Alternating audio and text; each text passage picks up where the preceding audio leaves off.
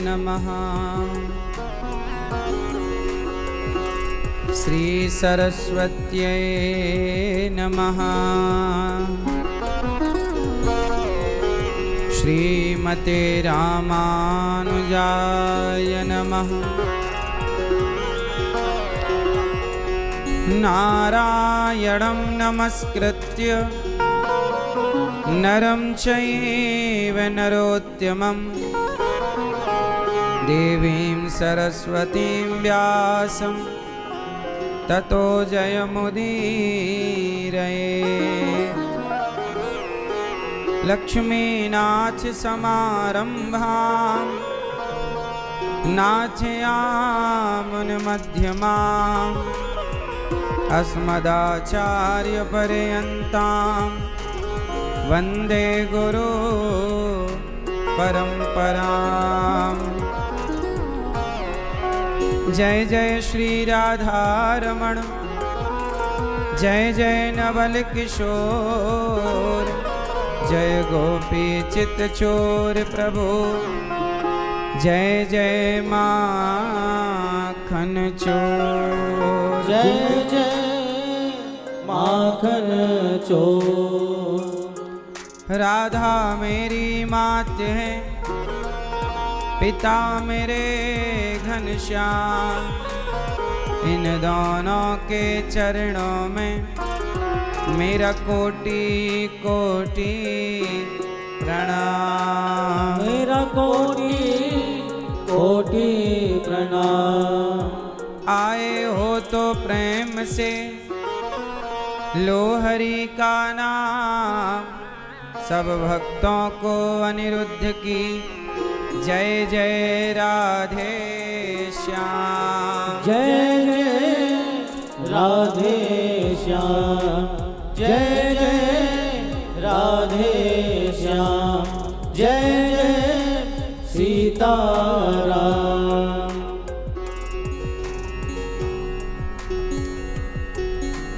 दीवानी बन जाऊंगी, मस्तानी बन जाऊंगी, दीवानी बन जाऊंगी, मस्तानी बन जाऊंगी। किसकी? कान्हा की दीवानी बन जाऊंगी, मोहन की दीवानी बन जाऊंगी।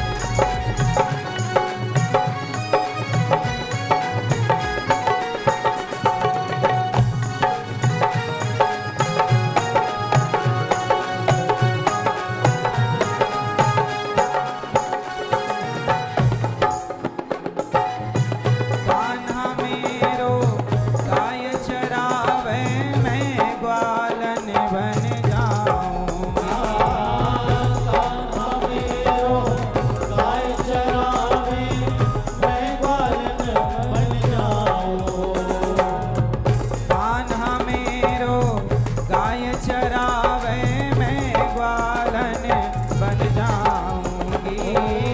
कान्हा मेरो गाय चरावे मैं ग्वालन बन जाऊं। और पीछे पीछे छुपके छुपके गाय चराने जाऊंगी। पीछे पीछे चुपके चुपके गाय चराने जाऊं। दीवानी बन जाऊंगी मस्तानी बन जाऊंगी। दीवानी बन जाऊंगी मस्तानी बन जाऊंगी। कान्हा की दीवानी बन जाऊंगी। कान्हा की दीवानी बन जाऊंगी। हरि कान्हा की दीवानी बन जाऊंगी। कान्हा की दीवानी बन जाऊंगी।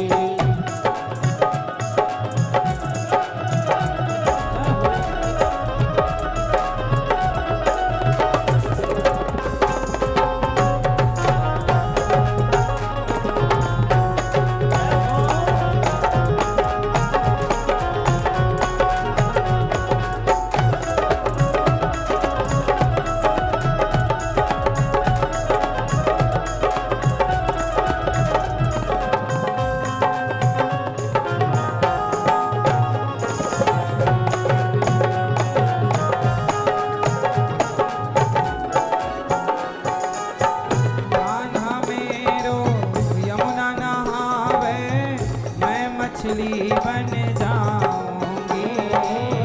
कान्हा मेरो यमुना नहाए मैं मछली बन जाऊं। देखो ये एक भक्त का भाव है कि भगवान कभी यमुना नहाएंगे तो मैं मछली ही बन जाऊं, क्योंकि मछली पानी में रहती है और भगवान जब नहाएंगे तो क्या होगा, मैं मछली बनूंगी तो क्या। कान्हा मेरो यमुना नहावे मैं मछली बन जाऊंगी।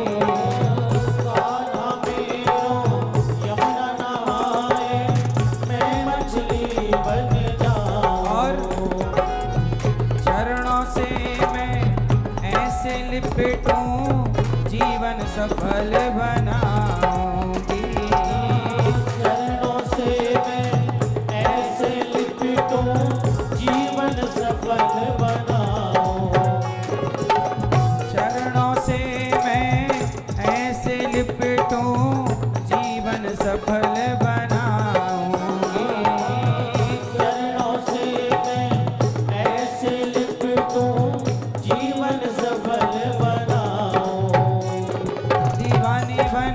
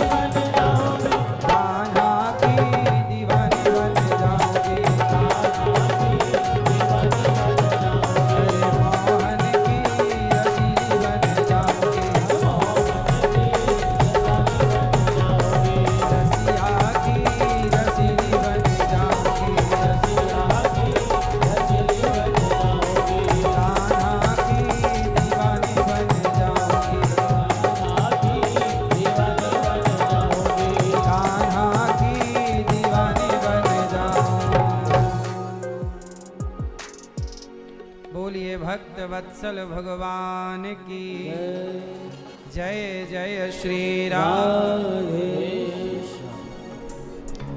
कान्हा मेरो माखन खावे मैं मिश्री बन जाऊंगी। कान्हा मेरो माखन खावे मैं मिश्री बन जाऊंगी।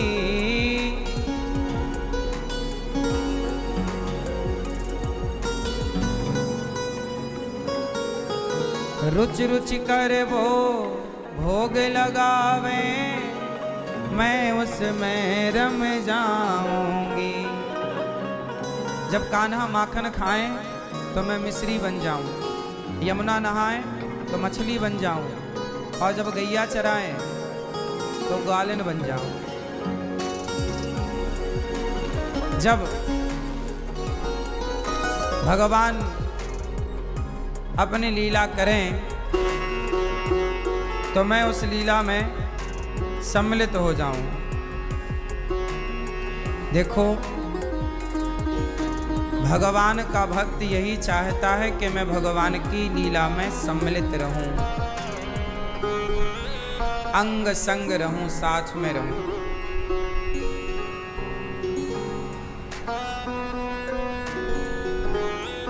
आप लोग बड़े भाग्यशाली हैं कि भागवत की इस तरह की गंगा में आप सब डुबकी लगा रहे हैं और जीवन को कृतार्थ कर रहे हैं। प्रिय भक्तों,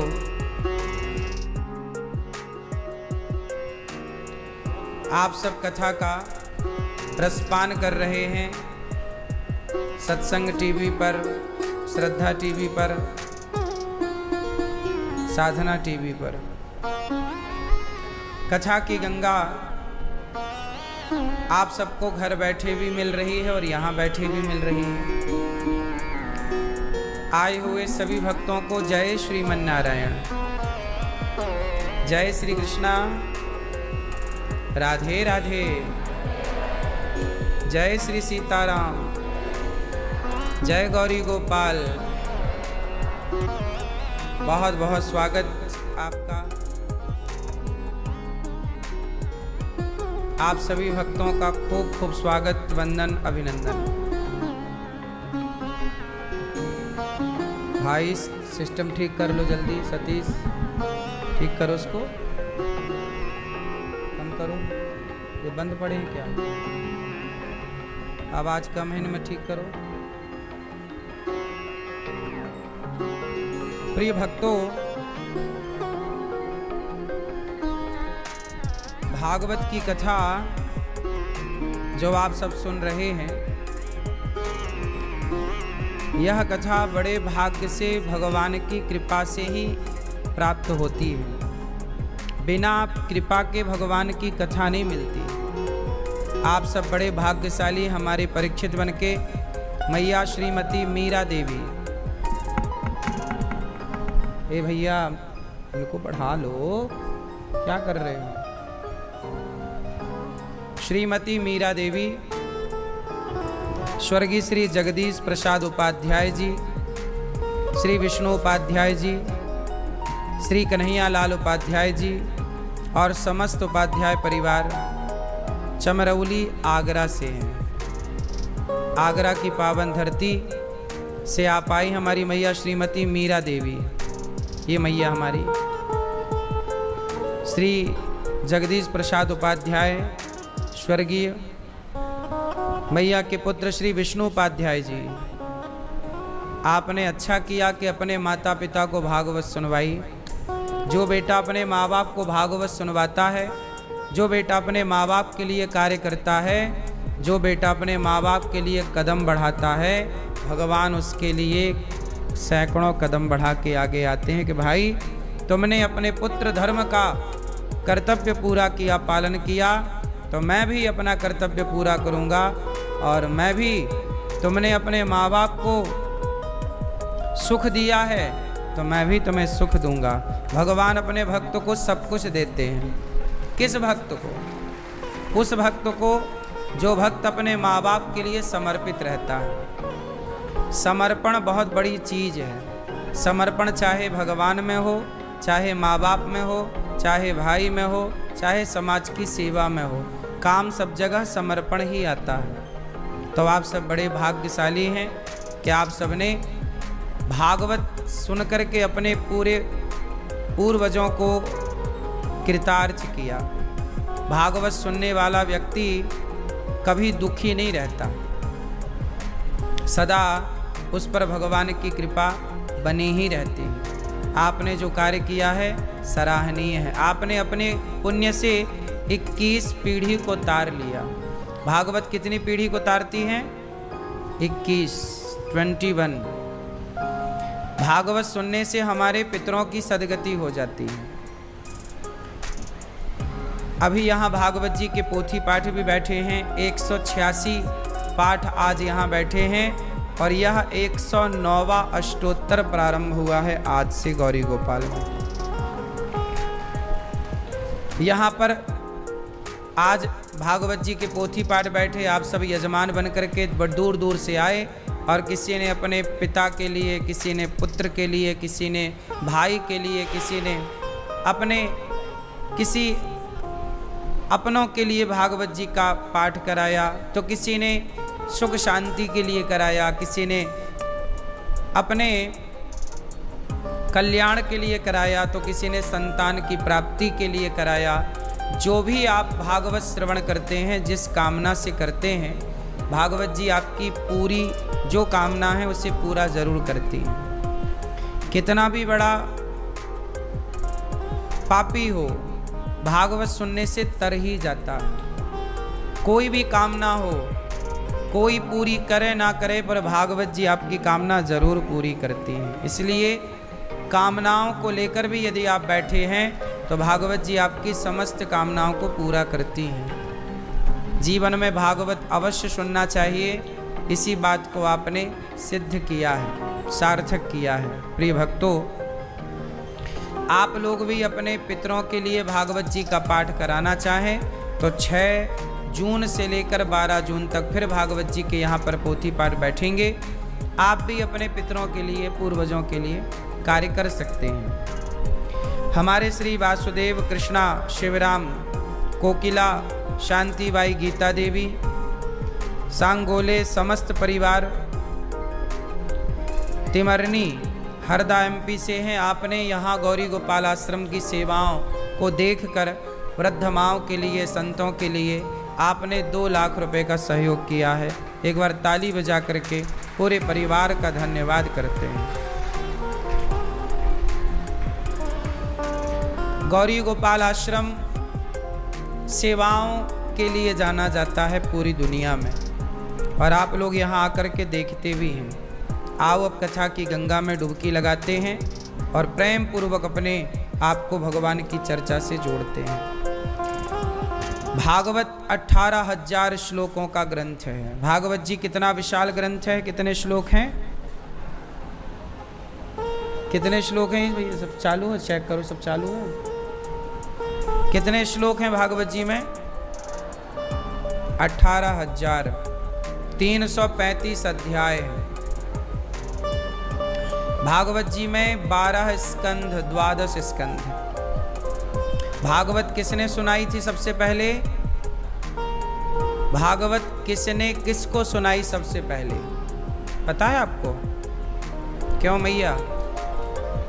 भागवत किसने सुनाई, किसको सुनाई? सबसे पहले भगवान नारायण ने ब्रह्मा जी को सुनाई। भागवत सबसे पहले किसने किसको सुनाई? भगवान श्रीमन नारायण ने किसको सुनाई?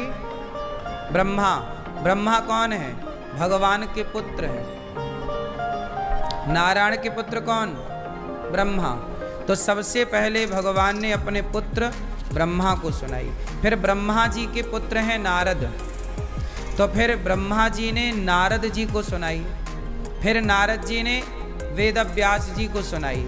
फिर वेदव्यास जी ने अपने पुत्र शुकदेव जी को सुनाई।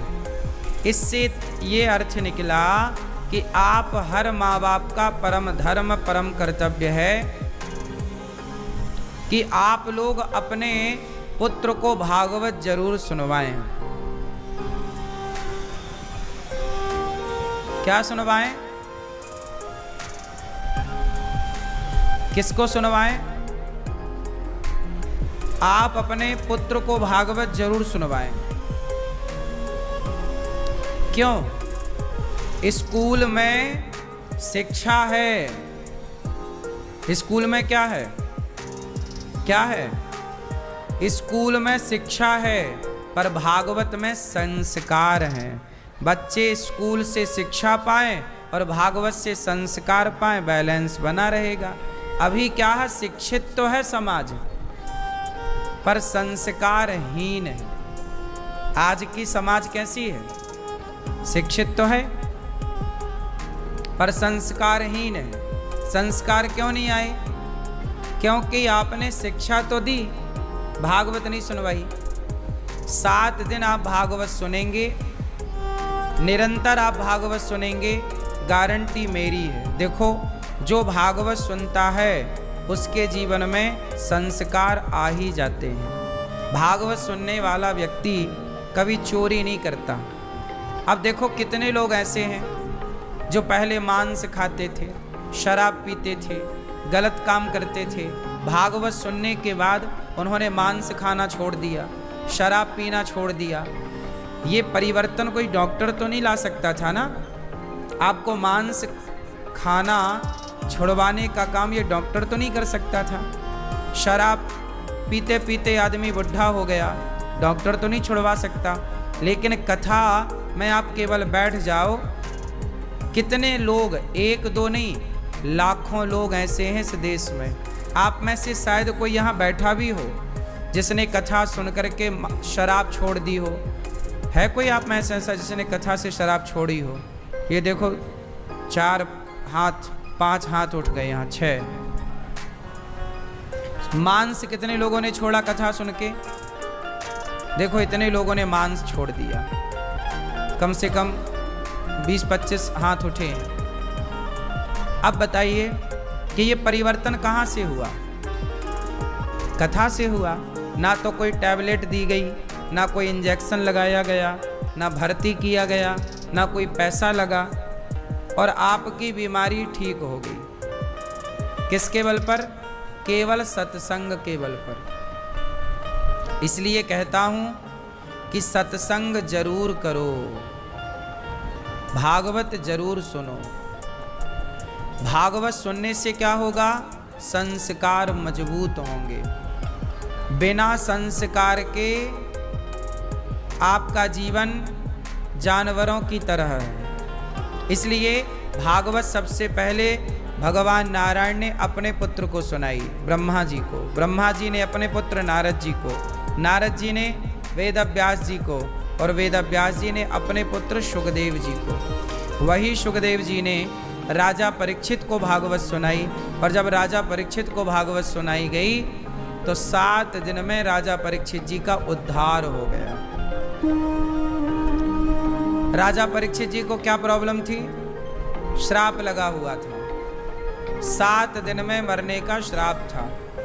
राजा परीक्षित जी को कितने दिन में मरना था? क्यों? ओ पंचायती मैया, राजा परीक्षित को कितने दिन में मरना था? कितने दिन में? 7। जिसे 7 दिन में मरना हो वो क्या करे? सोचिए, राजा परीक्षित जी के पास केवल 7 दिन थे। भागवत सुनी, उन 7 दिनों में जो काम सारी उम्र में ना कर पाए वो काम 7 दिनों में हो गया।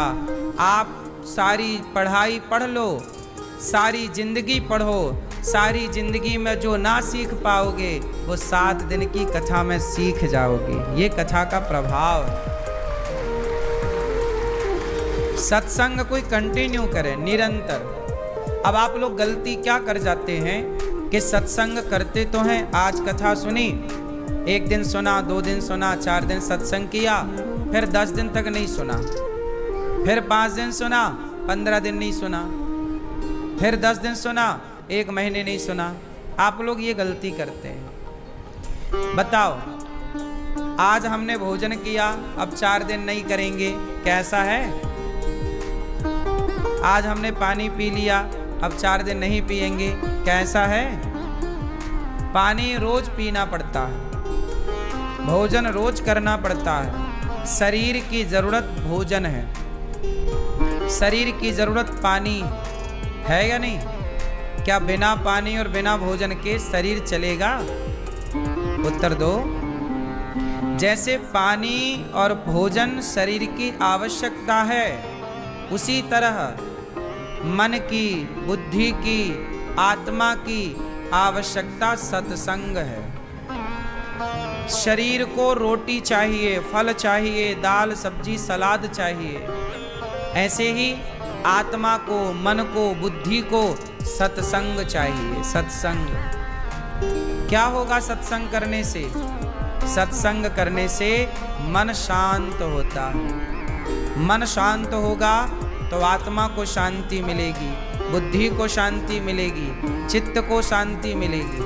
अब क्या है, रोटी खा के शरीर तो शांत हो जाता है, लेकिन आपने शरीर का आहार तो दिया, पर मन और आत्मा का आहार आपने दिया ही नहीं। समझो ना, शरीर का आहार है भोजन, और आत्मा और मन का आहार है भजन। भोजन भजन, बोलो भोजन भजन, भोजन भजन। भोजन में लगी है मात्रा। बताओ, भोजन में कौन सी मात्रा लगी है? ओ की मात्रा। भा में ओ की मात्रा, भो मात्रा लगी है। भोजन में लगी है मात्रा, जबकि भजन में कोई मात्रा नहीं है। भजन है कोई मात्रा। इसका मतलब है कि भोजन करो तो मात्रा से करो। ज्यादा खाओगे बीमार पड़ जाओगे। भोजन करो तो मात्रा से करो, और भजन करो तो बिना मात्रा का करते रहो, करते रहो। कोई इसकी हिसाब किताब नहीं, कितना ही होना चाहिए, जितना अधिक से अधिक। भोजन अधिक कर लोगे मर जाओगे, बोलो हाँ। पर भजन अधिक कर लोगे तो तर जाओगे। ज्यादा खाओगे तो मर जाओगे, और भजन को ज्यादा किया तो तर जाओगे। अच्छा, भजन करने से क्या होता है? कथा सुनो। कथा सुनना ही भक्ति है। भक्ति का मतलब क्या है? माला जप रहे हैं, ये भी भक्ति है।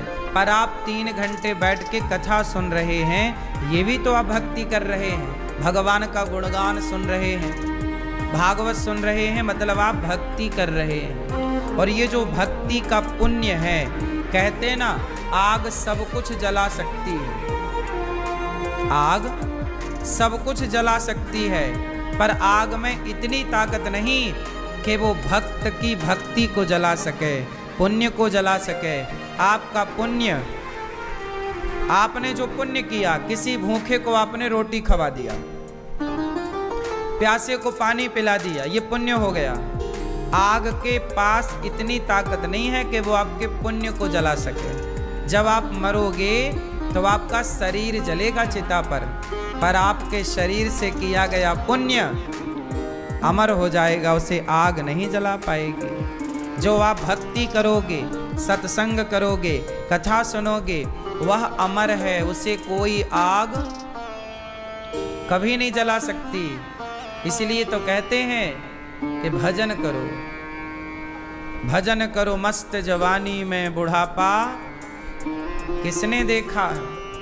भगवान का चिंतन करो, नाम जप करो, अच्छे काम करो, पुण्य पुण्य कर लो, पाप पाप टालते चले जाओ। कल पाप करेंगे, कल पाप करेंगे, कल पाप। आज पुण्य करो, पाप को टाल दो कल पर। कल किसने देखा? ठीक है, पुण्य करना हो तो आज करो। काल करे सो आज कर, आज करे सो अब। पल में प्रलय होएगी, बहुरी करेगा कब। और पाप करने का मन हो तो पाप करने को क्या बोलो? आज करे सो काल कर, काल करे सो परसों। अरे जल्दी जल्दी क्या करना है, जिंदा है अभी वर्षों। तो पाप को कल पर टालो, पुण्य को आज ही कर डालो। सत्संग बहुत जरूरी है। तो भागवत में सुखदेव भगवान ने राजा परीक्षित को 18,000 श्लोक जब सुनाए तो राजा परीक्षित जी को मुक्ति मिल गई। क्या मिल गई? बोलो, बताओ, मुक्ति किसे कहते हैं? क्यों मैया, ओ मेरी माँ, बताओ मुक्ति किसे कहते हैं? आप बताओ मेरी माँ, मुक्ति किसे कहते हैं? बताओ, मुक्ति किसे कहते हैं? आप बताओ, मुक्ति किसे कहते हैं? चश्मा वाली मैया, बैठे बैठे बताओ।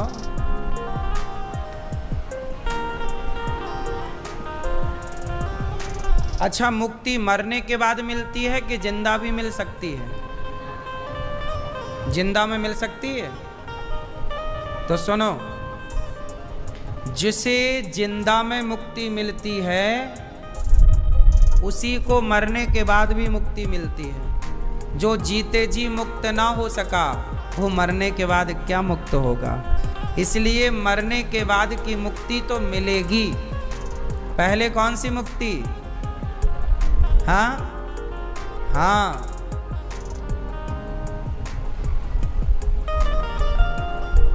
पहले जीते जी,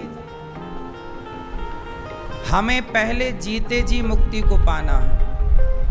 मरने के बाद तो मिल ही जाएगी, जाएगी कहाँ भाग के। मुक्ति को पाना कोई कठिन काम थोड़ी है। पहले मुक्ति पाना है किससे? चलो, जीते जी मुक्ति किससे? अपने क्रोध से मुक्ति। किससे मुक्ति? आप में से कितने लोगों के पास क्रोध नाम की बीमारी है? कितने लोग बीमार हैं क्रोध से? पहले हाथ उठा के दर्शन दो। किस किस को क्रोध आता है?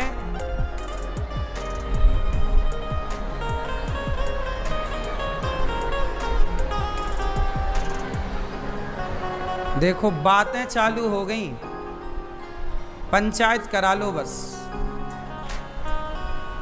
किस किस को क्रोध आता है, इतना ही तो पूछा है हमने। अच्छा, आपको क्रोध नहीं आता?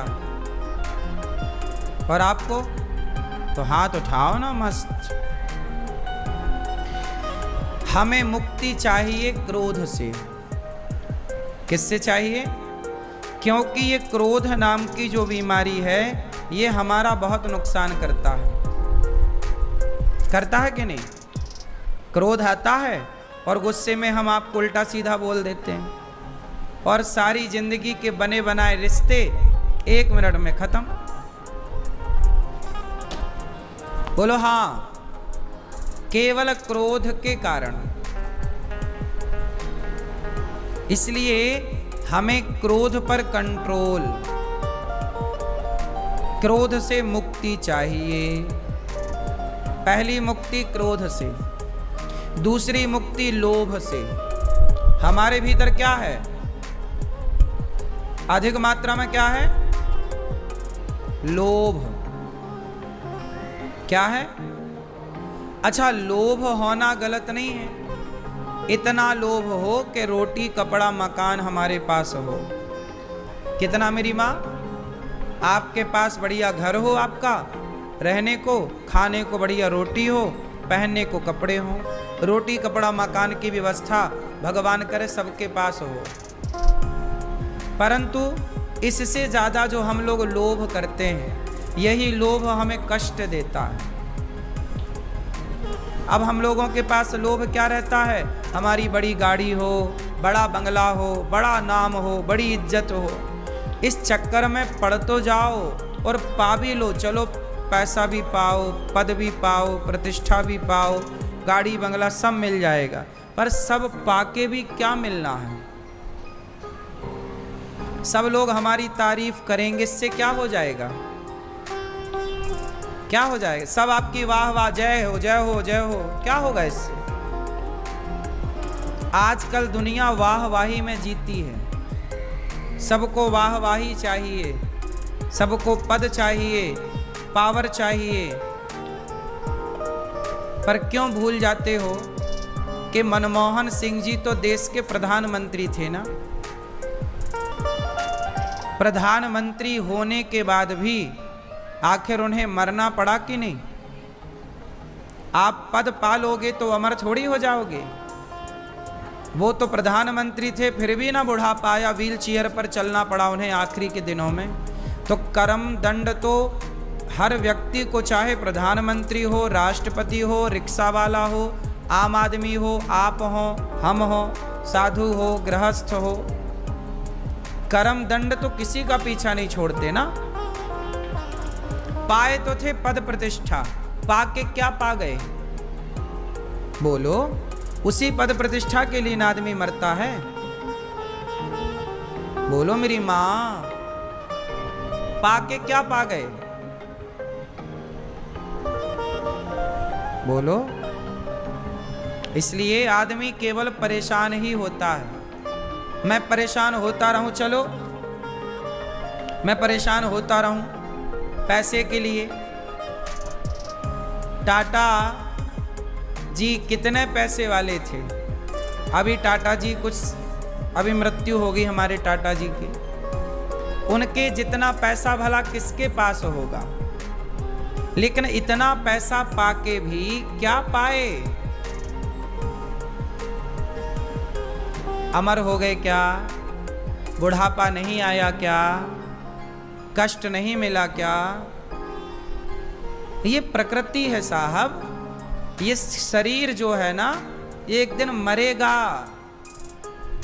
हम एक दिन मरेंगे, ये सत्य है। इसलिए बिंदास जिंदगी जी लो।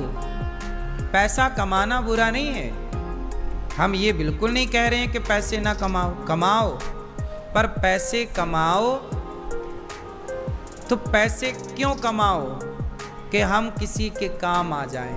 पैसे कमाओ किसी की भूख मिटाने के लिए कमाओ, किसी का तन ढकने के लिए कमाओ, किसी प्यासे की प्यास बुझाने के लिए कमाओ।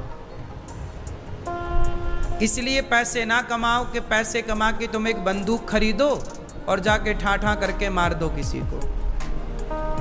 भाई पैसे से रोटी भी आती है और बंदूक भी आती है। बोलो हाँ, फ्री में ना बंदूक मिलेगी ना रोटी मिलेगी। अब पैसे सब कमा रहे हैं। पैसे तो देखो हम भी कमाते हैं, लेकिन हम पैसे कमाते हैं और देखो गौरी गोपाल में हजारों लोग निःशुल्क पेट भर भोजन करते हैं। सबका प्रसाद चलता है, यहाँ रोटी बंटती है। तो पैसे कमाओ, हॉस्पिटल बनाओ, मरीजों की सेवा करो। आदमी ना जब पैसे कमाता है तो वो अंधा हो जाता है, उसे पैसा दिखता है। अब ये बताओ कि जितने पैसे वाले हैं इनके पास क्या कमी है? ये अपने पैसे का क्या करेंगे भविष्य में? अरे ये अपने पैसे से स्कूल बनाएं, यूनिवर्सिटी बनाएं, हॉस्पिटल बनाएं, भूखे के लिए अन्न क्षेत्र चलाएं। यही ना पैसे का उपयोग है।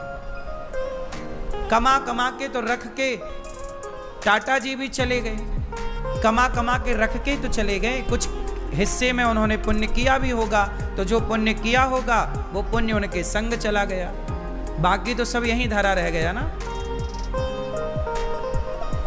कहते ना खाया पिया अंग लगेगा।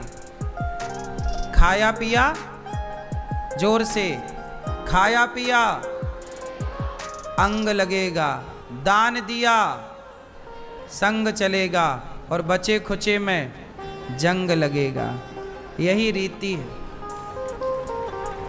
ये संसार की सत्यता यही है कि खाओ पियो अंग लगे, दान दो तो संग चले, और बचे खुचे पे अब देख लो।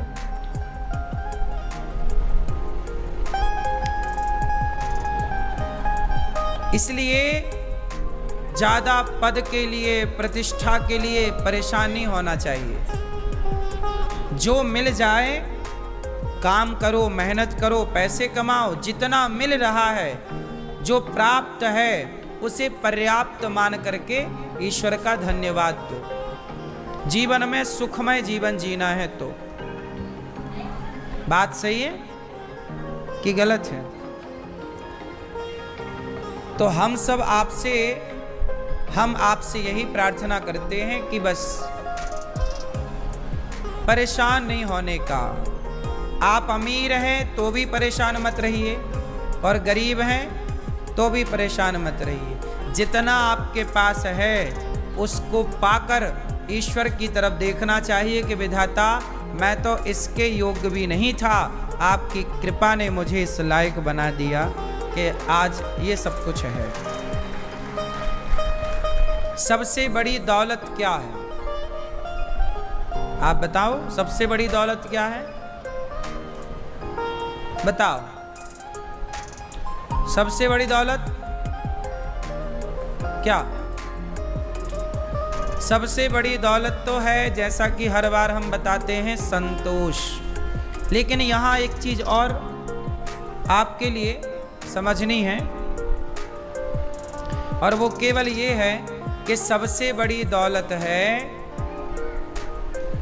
आज्ञाकारी पुत्र और आज्ञाकारी पत्नी और चरित्रवान पुरुष। यदि आपका पति चरित्रवान है, जितनी स्त्रियां यहां बैठी हैं, आपका पति यदि चरित्रवान है, मतलब आपके सिवा वो किसी और स्त्री को नहीं देखता गलत नजर से।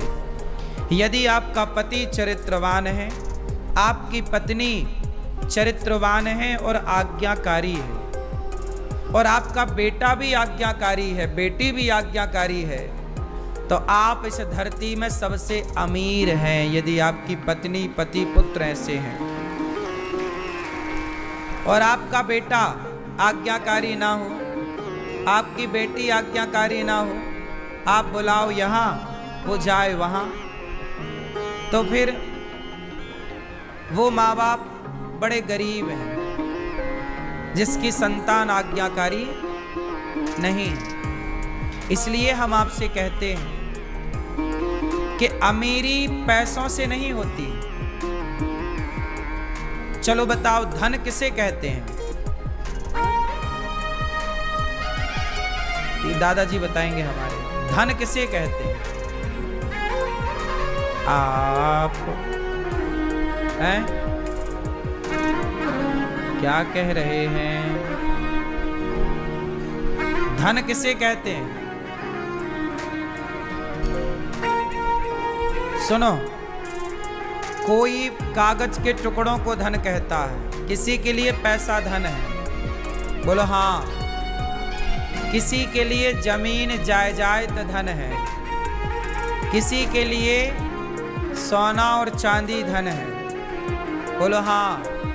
किसी के लिए गाय, घोड़ा, बकरा, बकरी धन है, किसी के लिए पेड़ पौधे धन है। क्यों? लेकिन सबसे बड़ा धन क्या है? चलो बताओ, लता जी के पास कौन सा धन था? वो ज्ञानी थी। किसका ज्ञान था? संगीत का। तो आपके पास संगीत का ज्ञान है, तो आप धनवान हो या नहीं? बोलो। यदि आपके पास धन है, अब किसी के पास, वो डॉक्टर है, अब डॉक्टर के पास क्या है? कुछ नहीं होता, वो आपका हाथ पकड़ता है बस यहां,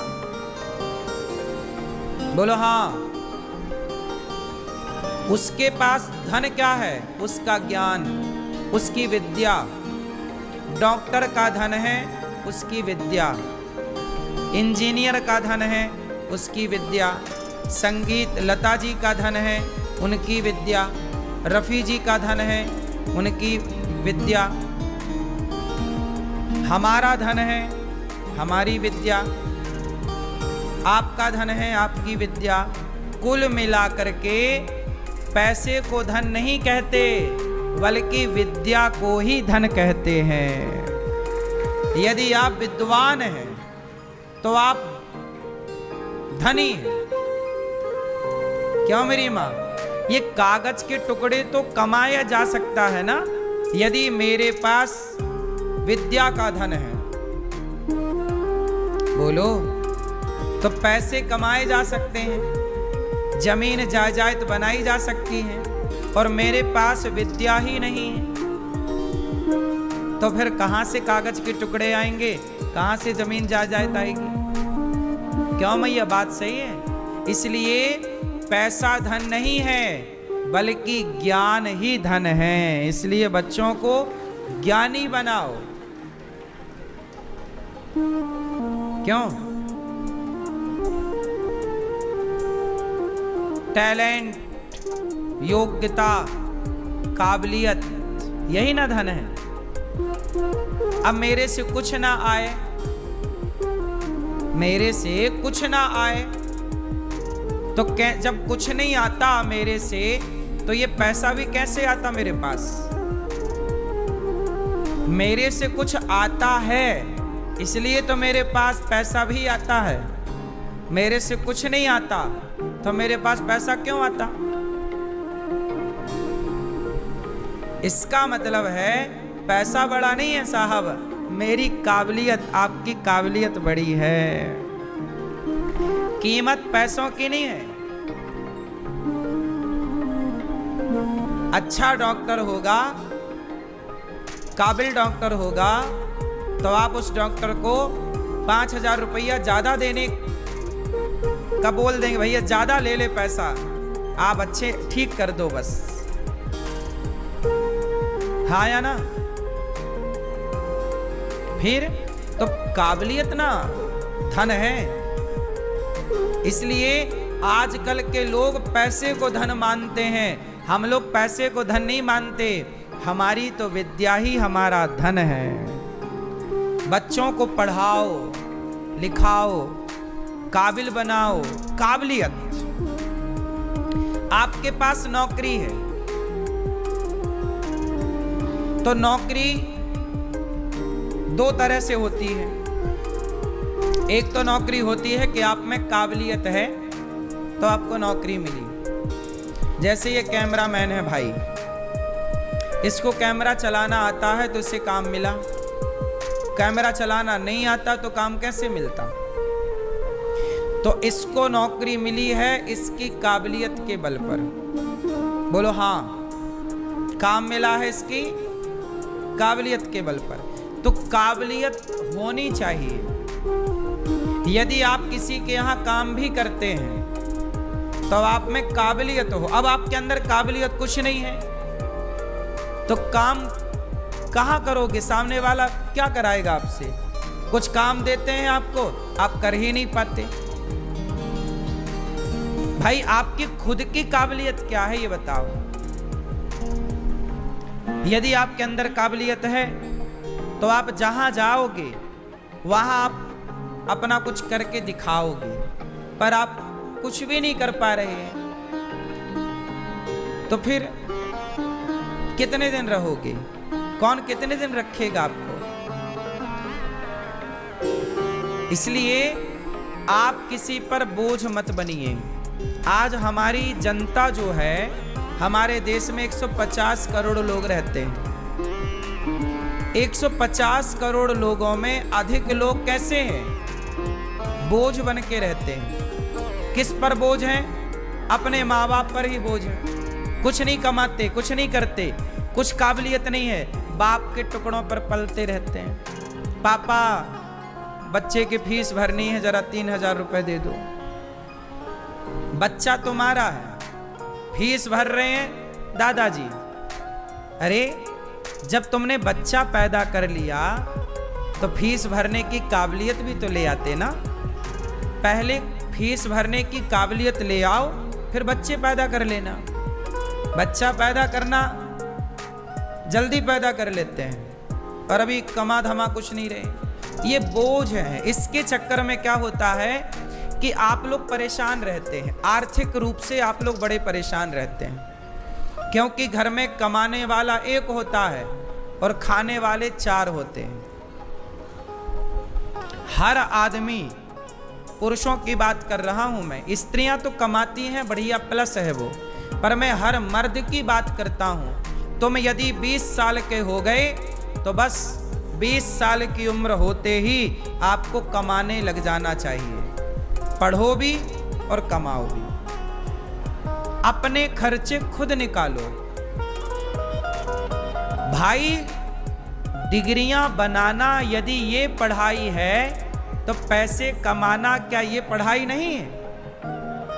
बोलो, पढ़ते हुए पैसे कमाना क्या ये सिर्फ पढ़ाई नहीं मानते आप लोग? फिर आज हमारे देश की स्थिति क्या है आप बताओ। हमारे देश में अभी IPL चल रहा है, क्रिकेट। ये बताओ, चाइना में क्रिकेट होता है? चाइना में कोई क्रिकेट टीम है? जोर से। अमेरिका की कोई क्रिकेट टीम है? बोलो हाँ कि ना। नहीं है ना? क्यों? जिनकी अर्थव्यवस्था अच्छी है उन्होंने क्रिकेट टीम नहीं बनाई, क्योंकि वो बुद्धिमान है। चाइना कहेगा कि मैं अपने बच्चों को जितना टाइम क्रिकेट देखने में वेस्ट कराऊंगा उससे ज्यादा पैसा कमा सकते हैं ये बच्चे काम करके। आज वो देश आगे निकल गया, चाइना। पाकिस्तान से लड़ाई हुई हमारी तो पाकिस्तान को किसका सपोर्ट था? पूरा चाइना का। POK पे पूरा चाइना ने अपना इन्वेस्ट कर रखा है, इसलिए हम कब्जा उस पर नहीं कर पा रहे हैं। आप भारत कब ये समझेगा पता नहीं, समझेगा कि नहीं मुझे तो नहीं समझ में आता कि ये देश कभी इन बातों को भी समझेगा। अरे जितना समय आप क्रिकेट देखने में समय लगाते हो, जितना टाइम क्रिकेट देखने में वेस्ट करते हो, इतना समय अपने को काबिल बनाने में लगाओ तो आप बहुत काबिल हो सकते हैं, बहुत पैसा कमा सकते हैं, अपनी अर्थव्यवस्था को मजबूत कर सकते हैं, आपके घर के हालात सुधर सकते हैं, आपकी ज़रूरतें पूरी हो सकती हैं। लेकिन आप 5-5 घंटे क्रिकेट देखते हैं, क्या फायदा है? पिछले साल भी तो क्रिकेट देखा था, क्या मिला था? उसके पिछले साल भी तो क्रिकेट देखा था ना, IPL, क्या पाए थे? इस साल भी देख रहे हो, क्या पाओगे? आप बताओ, क्रिकेट देख करके समय बर्बाद करना ज्यादा सही है कि उस समय को सार्थक बनाना सही है? क्यों बेटा, तुम बताओ, क्या करना चाहिए? क्रिकेट देखना है तो देख के क्या पाओगे? बोलो। लड़के इसलिए देखते हैं, क्रिकेट खेलना चाहिए। सुनो, क्रिकेट खेलना तो सही है पर क्रिकेट देखना गलत है। बात समझ में आई? क्रिकेट खेलना सही है, खेलने से क्या होगा? शरीर मजबूत होगा, दौड़ भाग होगी, आप स्वस्थ रहेंगे। मैं भी क्रिकेट खेलता हूं, मैं क्रिकेट देखता नहीं। कई साल हो गए, वर्षों 10 साल हो गए मैंने क्रिकेट नहीं देखा। कभी मैंने 2-4 बॉल देखी हो पहले, वो भी भारत और किसी देश का मैच हो तो देख लिया थोड़ा सा। कभी मैं नहीं देखता, पूरा क्रिकेट मैंने कभी नहीं देखा आज तक। मैं आप लोगों की तरह अपना टाइम वेस्ट नहीं करता। मेरे पास समय की कीमत है, मेरा टाइम कीमती है। आपने अपने टाइम को कीमती बनाया ही नहीं। जो व्यक्ति अपने टाइम को कीमती नहीं मानता और नहीं बनाता, टाइम फिर उसे कीमती नहीं बनाता कभी। आपकी कीमत कब होगी? जब आप टाइम की कीमत समझेंगे। आपकी कीमत कभी नहीं होगी। आप टाइम को वेस्ट करते हैं, बर्बाद करते हैं। क्यों? समय जो है ये, इसे कोई पकड़ नहीं सकता ना। क्यों? समय को पकड़ा जा सकता है? समय जा रहा है, बहती हुई धार है। जैसे नदी की धारा बह रही है, ऐसे समय बह रहा है। इस समय को सदुपयोग किया जा सकता है, सार्थक बनाया जा सकता है। मैं कथा सुना रहा हूं, आपके साथ बैठा हूं, मैं अपने समय को सार्थक कर रहा हूं। आपको अच्छी बात सुनाकर, आपको अच्छा ज्ञान देकर, आपको नई राह दिखाकर मैं अपने समय का सार्थक सदुपयोग कर रहा हूं। आप भी अपने समय का सदुपयोग कर रहे। यहां बैठेंगे तो कुछ सीखेंगे, आगे बढ़ने के थॉट प्राप्त होंगे, विचार प्राप्त होंगे। क्रिकेट देखेंगे तो कुछ नहीं मिलना, केवल वो छक्का लगा तो वहां 4 लड़कियां नाचेंगे यूं यूं करके, है ना। कोई आउट हुआ, कौन आउट हुआ उन्हें कोई मतलब नहीं, उन्हें नाचने से मतलब।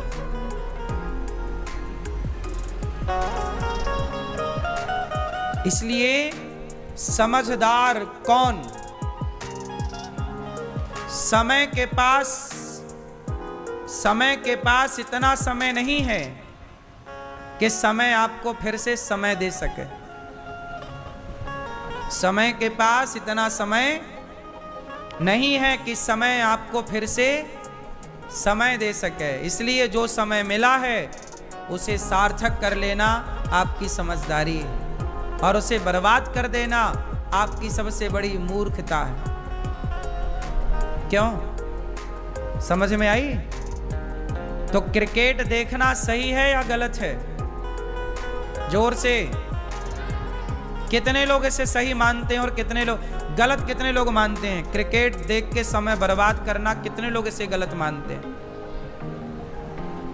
लेकिन आप देखिए कि हमारे सारे युवा लड़के लड़कियां, आज सारी युवा पीढ़ी क्या कर रही है? केवल एक काम है, क्रिकेट देखना। सोचिए, लाखों लड़के क्रिकेट देख रहे हैं। ये लाखों लड़के 5-5 घंटा एक्स्ट्रा काम करते तो घर की आर्थिक अर्थव्यवस्था अच्छी हो जाती। 5 घंटे तुम काम भी करते ना कहीं तो कुछ पैसे आ जाते, उससे तुम्हारे घर में आर्थिक स्थिति अच्छी हो जाती। क्यों जी? बात सही है। मजदूर 8 घंटे कमाता है, 7 घंटे 8 घंटे काम करता, 500 मिल जाते हैं। तुम 5 घंटे भी काम करते तो मतलब 300 रुपये तुम्हारे मजदूरी के हिसाब से, तुम टैलेंटेड हो, कुछ काबिलियत है तो तुम 1000 रुपये भी कमा सकते हो उस 5 घंटे में। बोलो हाँ। तुम में और काबिलियत है तो 5 घंटे में आप 5000 भी कमा सकते हो, हाँ या ना? तो जो समय आप पैसे कमाने में लगने चाहिए थे आपके, वो समय आपने फिजूल में खर्च कर दिया। और आप कहते हो कि हम पढ़े लिखे हैं। इसे पढ़ा लिखा नहीं कहते दोस्तों, इसे गंवार कहते हैं हमारी सामान्य भाषा में। तुम गंवार हो एक नंबर के। जो अपने टाइम को बर्बाद करे वो सबसे बड़ा गंवार है। सबसे बड़ा समझदार वो जो अपने हर सेकंड का सदुपयोग करना जाने। क्यों जी? बात सही है। क्या कहते हैं आप? समय को गंवाना सही है कि सार्थक करना सही है? फिर कितने लोग मेरी बात से सहमत हैं? तो अपने छोरा छोरियों को मेरी बात सुनाना कि टाइम बर्बाद ना किया करे। समय बड़ा बलवान है। समय जिताता है और समय हराता है। कहते ना, अर्जुन जीत गए महाभारत, पर महाभारत जीतने वाले अर्जुन हार गए जंगल के कोल भीलों से। क्यों हार गए? पुरुष बली नहीं होते हैं, समय होत बलवान, भीलन गोपी लूट लई, वही अर्जुन वही बाण। कल आपका समय अच्छा था, आप जीत गए। समय बुराया, हार गए। ना आप कभी जीतते हैं ना आप कभी हारते हैं, हमेशा समय जिताता है, हमेशा समय हराता है। लोगों को गलतफहमी हो जाती है कि हम जीत गए, हम नहीं जीते, हमारा समय सही है बस। और समय जरा विपरीत होगा तो आप तो होंगे, पर आप वहां ना होंगे जहां थे, क्योंकि तब समय था, अब समय नहीं। इसलिए आपकी कोई वैल्यू नहीं है, आपके समय की वैल्यू है। बात सही है? इसलिए समझदार बनो। अर्जुन हार गए जंगल के भीलों से, वही गांडीव, वही अर्जुन, वही बाण, हार गए, क्योंकि वो समय कुछ और था, ये समय कुछ और है। समय समय पर होता है समय समय की बात, समय समय पर होता है समय समय की बात। राम जन्म का दिन बड़ा और कृष्ण जन्म की रात, ये समय समय की बात है कि कभी का दिन बड़ा होता है, सर्दियों में रात बड़ी होती है, तो गर्मियों में दिन बड़ा होता है। क्यों मेरी माँ? सर्दियों में क्या बड़ी होती है? रात, और गर्मियों में दिन बड़ा है। तो ये समय की बात है। घंटे 24 ही हैं, पर 24 घंटे में कभी दिन बड़ा होता है तो कभी रात बड़ी होती है। इसलिए खेल रात दिन का नहीं है, खेल तो समय का। वही रात रोज होती है, वही दिन रोज होता है, पर कोई समय उसे बड़ा बना देता है तो कोई समय उसे, फिर खेल किसका है? इसलिए समय को समझो, टाइमिंग को समझो। आप एग्जाम देने जाते हैं मेरे भाई बहन, एग्जाम जब बैठते हो आप टेबल पर तो 3 घंटे होते हैं ओनली। वो 3 घंटे आपका भविष्य बनाने के लिए और बिगाड़ने के लिए बहुत है।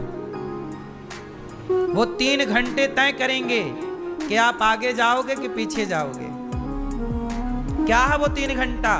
वो टाइम है, वो समय है। आपका समय शुरू होता है अब, ये स्टार्ट हो गया, अब कहते ही 1 सेकंड चला गया, कलम पकड़ते ही दूसरा सेकंड चला गया, कागज तक हाथ ले जाते ही 4 सेकंड चले गए। आपका समय शुरू हुआ नहीं, खत्म होना स्टार्ट हो गया। इस 3 घंटे में आपको कुछ दिखाना पड़ता है करके। क्यों जी? बात सही है। और आप लोग 5-5 घंटा क्रिकेट में बर्बाद करते हैं, और खेल 3 घंटे का है। आपके एग्जाम कितने घंटे के होते हैं? बोलो। हर एग्जाम आखिरी में टाइम और कम हो जाता है, 2 घंटे के, 1-1 घंटा आखिरी में जब आप फाइनल पर पहुंच जाओगे, कोई एग्जाम देने जाओगे, अपना क्लियर करने जाओगे, तो फिर आपके पास 1 घंटा बचेगा मात्र, 60 सेकंड, 60 मिनट। टाइम कम टाइम पे ज्यादा। कौन बनेगा करोड़पति में क्या होता है? टिक टिक चलता, वो टाइम चलता है। उस टाइम पे आंसर दे पाए तो आप पास, वरना आउट। खेल क्रिकेट तुम देखते हो, आओ तुम्हें हम क्रिकेट समझाएं। क्रिकेट किसका होता है? खेल टाइमिंग का है। बॉल आई, टाइमिंग पे बैट चलाना है, टाइमिंग से जरा मिस हो गई, सीधे स्टंप पे जाके घुस जाती है, आउट। बॉल एक टाइमिंग पे मारना पड़ता है ना बैट से, बैट्समैन टाइमिंग। खेल किसका? क्रिकेट में टाइमिंग से बॉल पे पड़ गया तो छक्का चला गया, टाइमिंग से नहीं पड़ पाई तो कैच उठ गया, आउट। खेल किसका है? हर जगह खेल टाइम का है। बस इतनी सी बात तुम्हारी समझ में आ जाए, बस। बात सही है?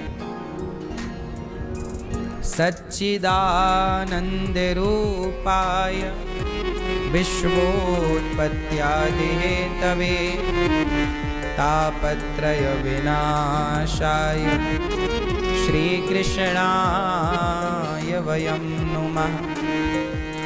सच्चित आनंद भगवान सच्चिदानंद स्वरूप हैं, विश्व की उत्पत्ति पालन संहार करने वाले।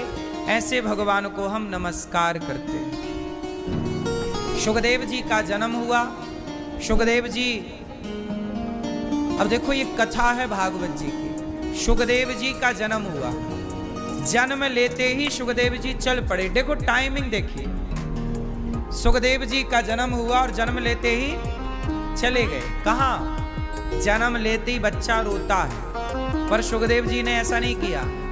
शुकदेव जी का जन्म हुआ और जन्म लेते ही चले। कहाँ? जंगल। क्या करेंगे? तपस्या। क्यों? पिता ने रोका।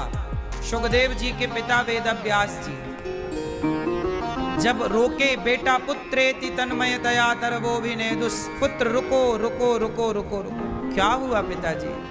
अरे बेटा तुम पैदा हुए हो, वो कहाँ भाग गए? रुको, तुम थोड़ा बड़े हो जाओ, शादी ब्याह कर लो, बच्चे पैदा कर लो, फिर जाना सब छोड़ छाड़ के। शुकदेव जी बोले नहीं, मैं इस प्रपंच में उलझना नहीं चाहता। पहले मैं उलझूं फिर सुलझूं, तो जब ऑलरेडी सुलझा हूं तो उलझूं क्यों? अभी मैं सुलझा हूं, पहले उलझूं फिर सुलझूं नहीं, इसलिए सुलझा हूं तो सुलझा ही रहूं। मुझे जाने दो तपस्या करने। पुत्र आप अभी मत जाओ। शुकदेव जी बोले, पिताजी मैं अपनी माता के पेट में 12 साल रहा। शुकदेव जी अपनी माँ के पेट में कितने दिन रहे? 12 साल। ये कथा कहाँ से शुरू हुई? आओ स्टार्ट कहाँ से हुई, शुरू से सुनते हैं। एक दिन भगवान शंकर माता पार्वती से बोले, चलो कथा सुनने चलते हैं। अमरनाथ के जंगल शंकर जी और माता पार्वती पहुंची अमरनाथ। अमरनाथ की यात्रा होती है ना, वहीं अमरनाथ में जहां अमरनाथ भगवान शंकर जी विराजते हैं आज भी, वहीं पर शंकर जी बैठे और माता पार्वती बैठी। शंकर जी कथा सुनाने लग गए, पर शंकर जी ध्यान में कथा सुना रहे, आंखें बंद करके। पार्वती जी से बोले कि आप हुंका देती जाना, हमें ये पता लगना चाहिए कि आप जाग रही हो कि सो रही हो। पार्वती जी हुंका देती गई। पार्वती जी को नींद आ गई, माता जी सो गई। बगल में एक तोता था, तोता मिट्ठू। उस तोते ने शंकर जी से सारी कथा सुनी, पर माता पार्वती को नींद आ गई। तो तोते ने कहा कि शंकर जी अब कथा सुनाना बंद कर देंगे, क्योंकि माता जी ने हुंका देना बंद कर दिया। तो तोता ने अपनी भाषा में हुंका देना स्टार्ट कर दिया। हुंका समझते हो? एक राजा था, एक रानी थी, तो हुंका देते गए शुकदेव जी। जब पूरी कथा हो गई तो शंकर जी ने डमरू बजाई, जयकारा लगाई, बोलिए कृष्ण कन्हैया लाल की। तो माता पार्वती की नींद खुल गई। माता जी ने कहा, भोलेनाथ आगे क्या हुआ? शंकर जी बोले, कथा तो पूरी हो गई। आप कहाँ थी? मैं सो गई थी। शंकर जी बोले, आप सो गई थी तो कथा किसने सुनी? हुंका तो बराबर मिला। तब शंकर जी ने अगल बगल झांका तो तोता नजर आ गया, छोटा शुक। शंकर जी ने त्रिशूल निकाला और शुकदेव जी को मारने दौड़े शंकर जी। वो उड़ता उड़ता बद्रीनाथ आ गया। अमरनाथ से बद्रीनाथ आ गया। सरस्वती नदी के किनारे वेदव्यास जी की पत्नी अपने बाल सुलझा रही थी धूप में। उनको जमहाई आ गई। जमहाई आई तो उनका मुंह खुला, तो मुख के द्वार से वह तोता गर्भ में जाके प्रवेश कर गया। शंकर जी आए, देवी हमारा चोर यहाँ आया है, आप कृपया उसे हमारे हवाले कर दें। व्यास जी की पत्नी बोली कि शंकर जी आपकी चोरी हो गई। क्या चोरी हो गई आपकी? आपके पास तो कुछ है ही नहीं। तब शंकर जी ने कहा कि हमारे पास है भगवान की कथा और हमारा वही धन है। पायो जी मैंने राम रतन धन।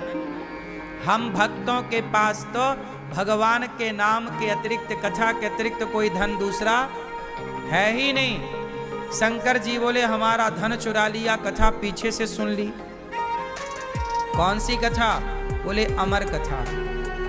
व्यास जी की पत्नी बोली हे भोलेनाथ आप कितने भोले हैं। जब तोते ने अमर कथा सुन ही ली तो वो मरेगा कैसे? और आप मार डालोगे तो अमर कथा की फिर महिमा नष्ट ना हो जाएगी कि भाई देखो अमर कथा सुनी पर मर गए। शंकर जी चुपचाप वापस कैलाश चले गए। वो तोता अपनी माँ के पेट में कथा सुना शंकर जी से और 12 साल तक माँ के पेट में शंकर जी से सुनी हुई कथा का चिंतन करता रहा। भगवान का चिंतन। कथा किसकी सुनी? भगवान की। तो भगवान का चिंतन करते करते 12 साल में वह तोता भगवान के जैसा हो गया। आप जिसका चिंतन करते हैं आप वैसे हो जाते हैं। आप वैसे ही दिखते हैं जिसका आप चिंतन करते हैं। फिर क्या हुआ? 12 साल बाद व्यास जी ने अपने पुत्र से कहा बेटा बाहर निकल आओ, तुम्हारी माँ को बड़ी पीड़ा हो रही है। सुखदेव जी बोले बाहर आऊंगा तो भगवान की माया बड़ी प्रबल है, पकड़ लेगी। तब बाहर नहीं आए। तब भगवान नारायण ने आकर कहा कि सुखदेव बाहर आओ, मेरी माया तुम्हें कभी नहीं पकड़ेगी। तब सुखदेव जी 12 साल बाद बाहर माँ के गर्भ से आए और सीधा तपस्या करने चले गए। तब पिता रोक रहे हैं कि बेटा शादी ब्याह कर लो। बोले नहीं, ये माया बड़ी प्रबल है। आप लोग एक बार उलझते हैं ना तो उलझते ही चले जाते हैं, सुलझते नहीं हैं। जबकि सिस्टम क्या है? उलझना और फिर सुलझना। आप शादी ब्याह करो, बच्चे पैदा करो, बच्चों का ब्याह कर दो, फिर बच्चों से मन हटाओ, आप सुलझ गए। मन भगवान में लगाओ, आप सुलझ गए। लेकिन आपके बेटा बेटी का ब्याह हो जाने के बाद भी आपका मन घर गृहस्थी में लगा रहता है, आप और उलझते चले जाते हैं। पहले आप अपने बारे में सोचते हैं, फिर पत्नी आ जाने से पत्नी के बारे में सोचते हैं, फिर पुत्र हो जाने से पुत्र के बारे में सोचते हैं, और फिर आप अपने बारे में कभी नहीं सोचते। सारी जिंदगी बेटा बेटी के बारे में सोचते सोचते मर जाते हैं। कभी अपने बारे में तो सोच लो। क्यों मेरी माँ? आज आप लोग किसके बारे में सोचते हैं? बोलो। अपने बच्चों के बारे में, अपनी बेटी के। जबकि आपकी बेटी का आपने ब्याह कर दिया, जबकि आपके बेटे का आपने ब्याह कर दिया, तो अब क्यों सोच रहे हो? अब तो आप अपने बारे में सोचो कि आपका कल्याण कैसे हो, आपका भला कैसे हो, आपका ईश्वर से संबंध कैसे जुड़े, आपका रिश्ता भगवान से कैसे जुड़े। आप अपने बारे में नहीं सोचते।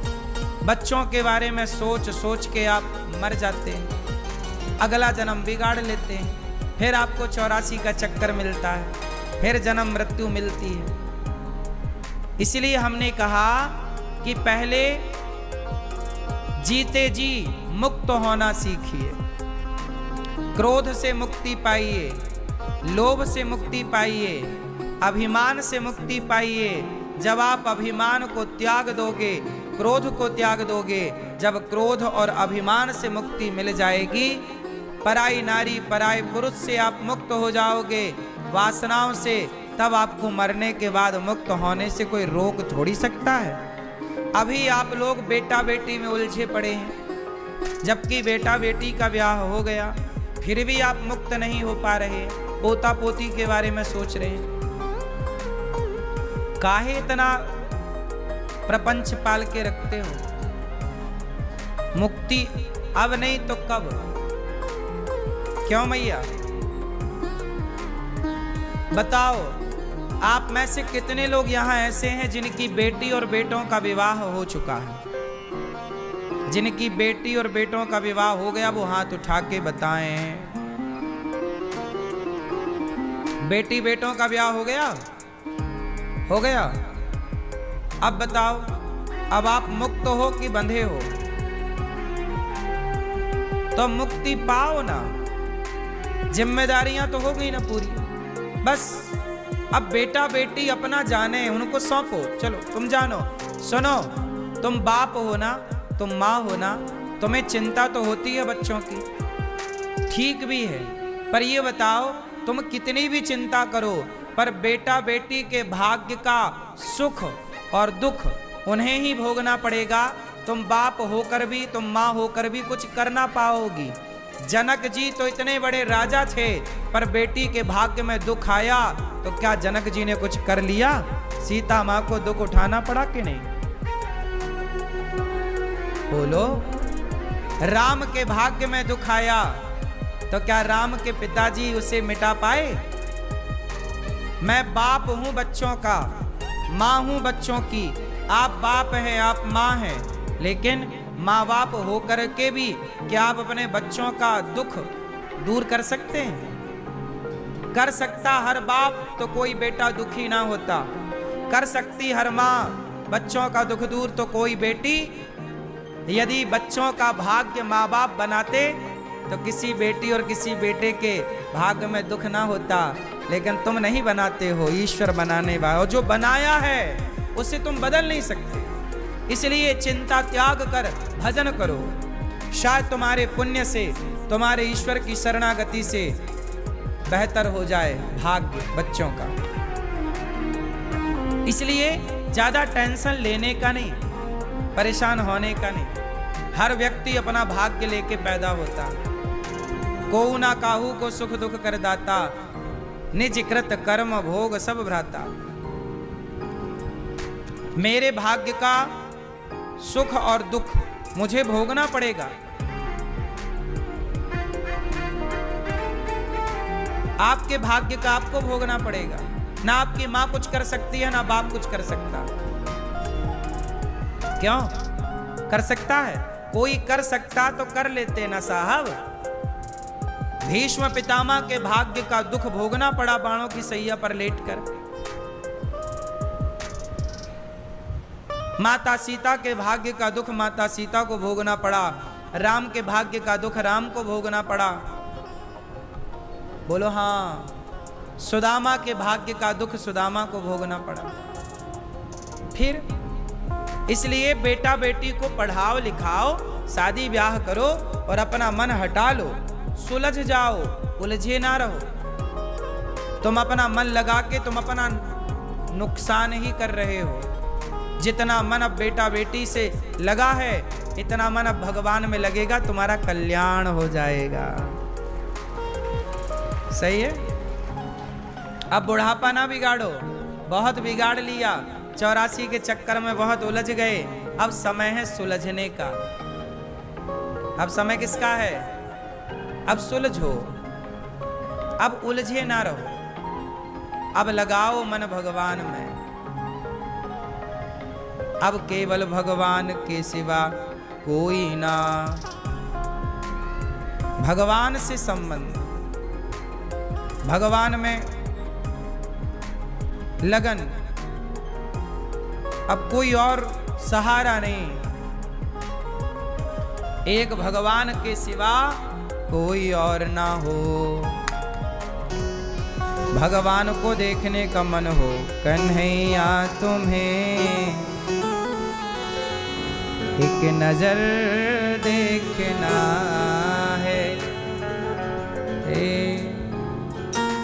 कन्हैया तुम्हें, अब देखो क्या हो मन, कहाँ हो मन? अब किसे देखना? बेटी को देख लिया। आप लोग क्या कहते? बेटी बहुत दिन से देखा नहीं, एक बार आ जाओ देख लें।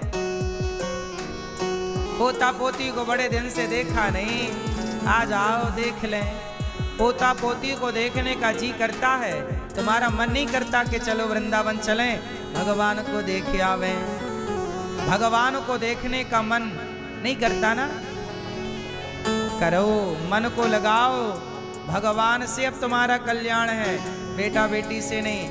कन्हैया तुम्हें एक नजर देखना है, जिधर तुम छिपे हो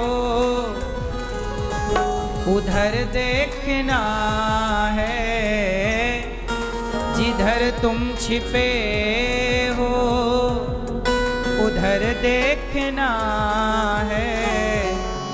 कन्हैया तुम्हें किस किस को देखना है? किसे? बेटी को?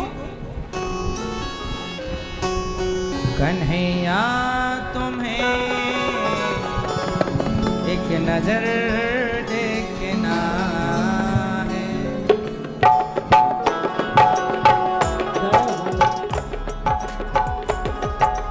नजर देखना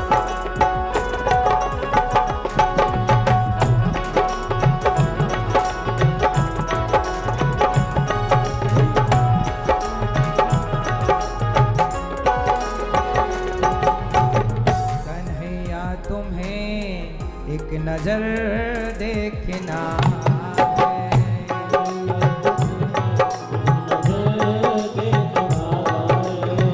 कन्हैया तुम्हें एक नजर देखना है,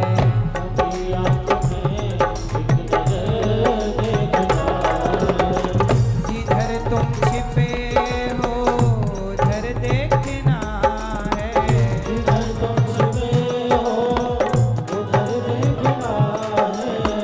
जिधर तुम छिपे हो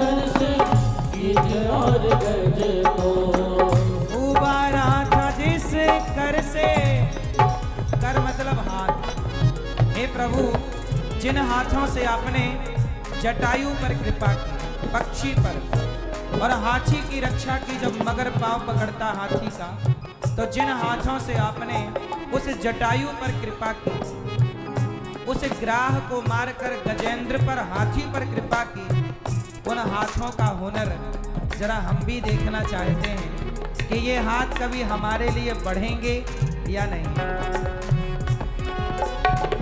उबारा था जिस कर से कीधे और गजे को, उबारा था जिस कर से कीधे और गजे को, उबारा था जिस कर से कीधे और गजे को, उबारा था जिस कर से कीधे और गजे को, उबारा था जिस कर से कीधे और गजे को,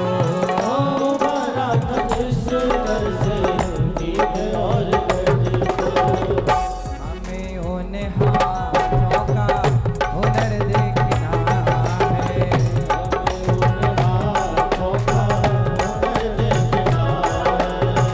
हमें उन हाथों का हुनर देखना है,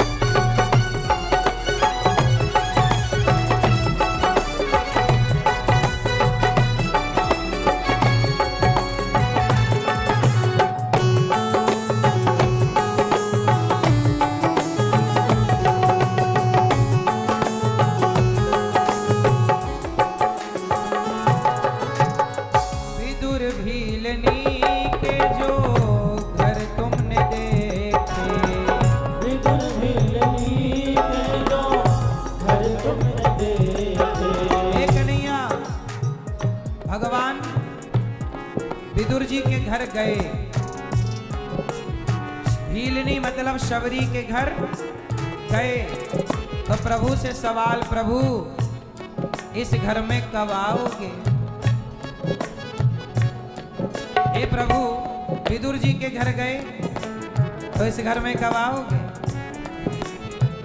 विदुर भीलनी के जो घर तुमने देखे, विदुर भीलनी के जो घर तुमने देखे, विदुर भीलनी के जो घर तुमने देखे, विदुर भीलनी के जो घर तुमने देखे, विदुर भीलनी के जो घर तुमने देखे, विदुर भीलनी के जो घर तुमने देखे। तो तुमको हमारा भी घर देखना है, तुमको हमारा भी घर देखना है, तो तुमको हमारा भी घर देखना है, तुमको हमारा भी घर देखना है, जिधर तुम छिपे हो उधर देखना है, जिधर तुम छिपे हो उधर देखना है, कन्हैया तुम्हें एक नजर देखना है, या तुम्हें एक नजर देखना है, एक नजर देखना, एक नजर देखना, एक नजर देखना, एक नजर देखना, एक नजर देखना, कन्हैया तुम्हें एक नजर देखना है, या तुम्हें एक नजर देखना है, कन्हैया तुम्हें एक नजर देखना है, या तुम्हें एक नजर देखना है, जिधर तुम छिपे हो उधर देखना है, जिधर तुम छिपे हो उधर देखना है, कन्हैया तुम्हें एक नजर देखना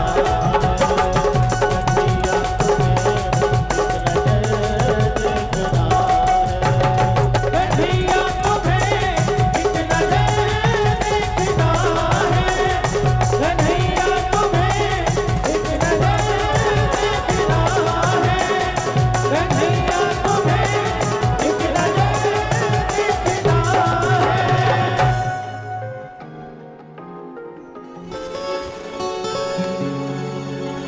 विदुर भीलनी के जो घर तुमने देखे, विदुर भीलनी के जो घर तुमने देखे, तो तुमको हमारा भी घर देखना है, कन्हैया तुम्हें एक नजर देखना। तो क्या देखें? भगवान को। अब बहुत देख लिया जगत को, अब भगवान को देखेंगे। प्रिय भक्तों, सुखदेव जी ऐसे थे, जन्म लेते ही तपस्या करने चल पड़े।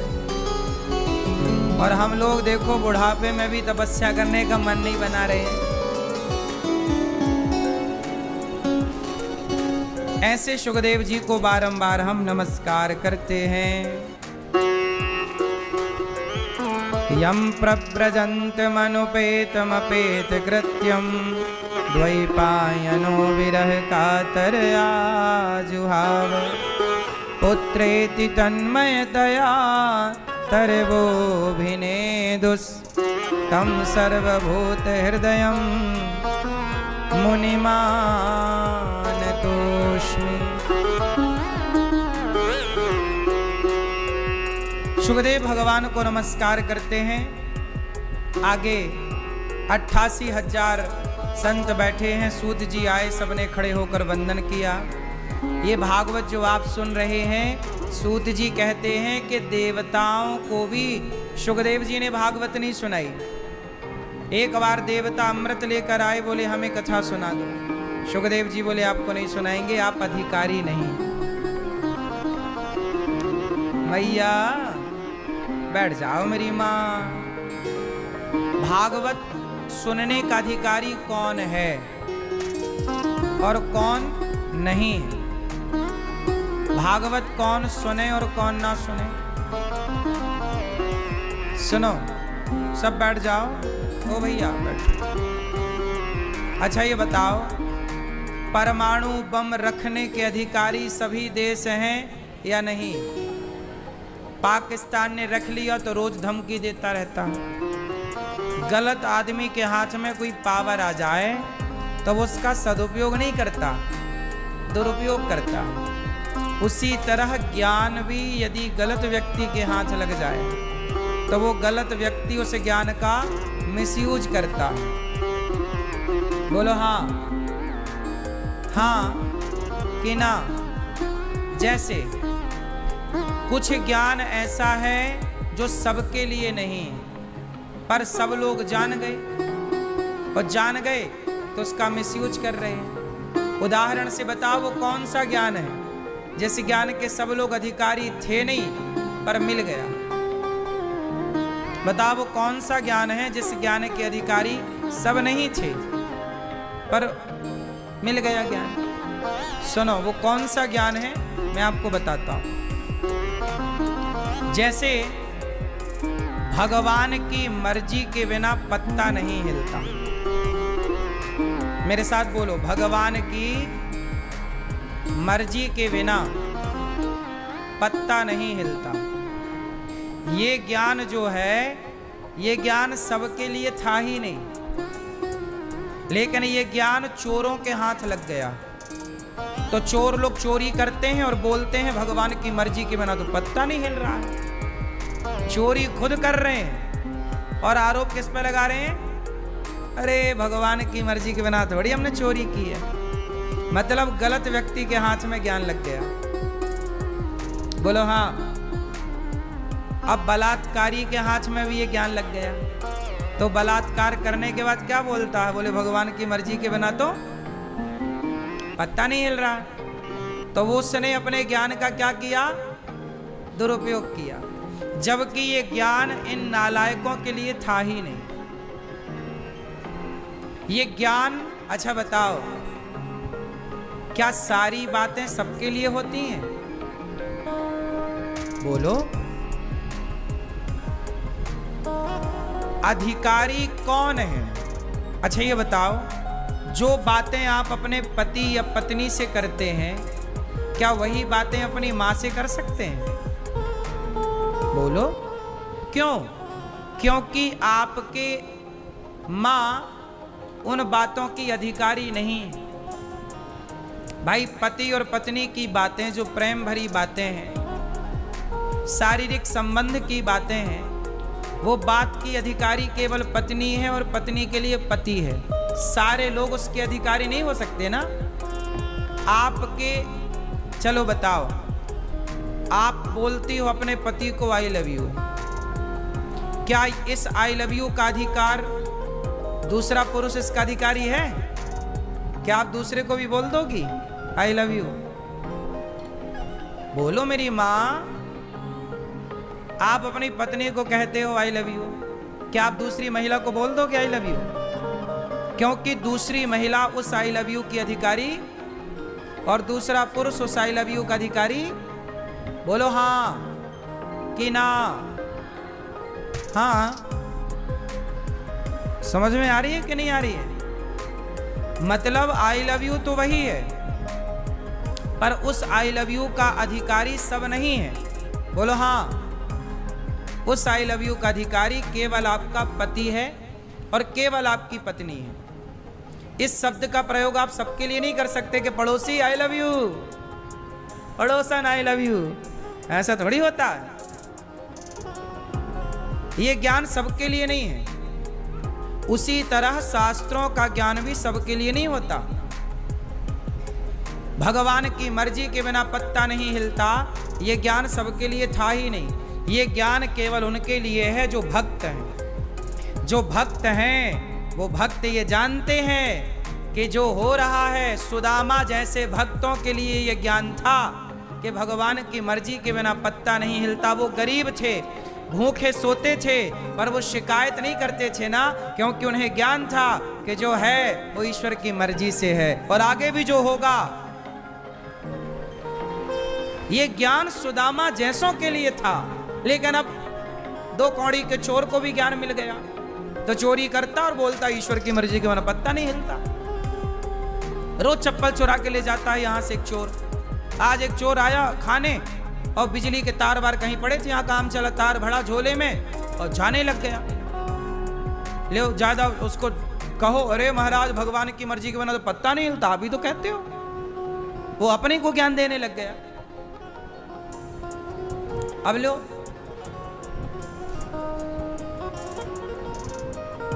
फिर गलत आदमी को ज्ञान मिल जाने से वो उसका मिसयूज करे। सुनो, ईश्वर की मर्जी के बिना पत्ता नहीं हिलता, ये बात सबके लिए नहीं। किसके लिए है? जो भक्त भगवान के आश्रित हैं। अब यदि आप भगवान के भरोसे हैं, सच्चे भक्त हैं, तो क्या आप चोरी करोगे? आप गलत काम करोगे? नहीं करोगे। तो आपके लिए ये ज्ञान है कि देख तू गरीब है तो रो मत। सुदामा गरीब थे पर रोते थोड़ी थे, मैं गरीब हूं, हे भगवान तुम्हारा इतना बड़ा भक्त हूं, तुझे खाने को नहीं मिलता। सुदामा जी ने शिकायत थोड़ी की।